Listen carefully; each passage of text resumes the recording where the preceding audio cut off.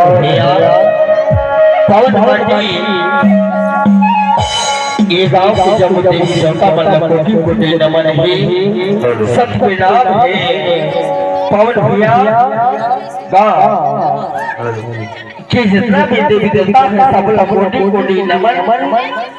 सत के नाम सत कोटि जोहार है।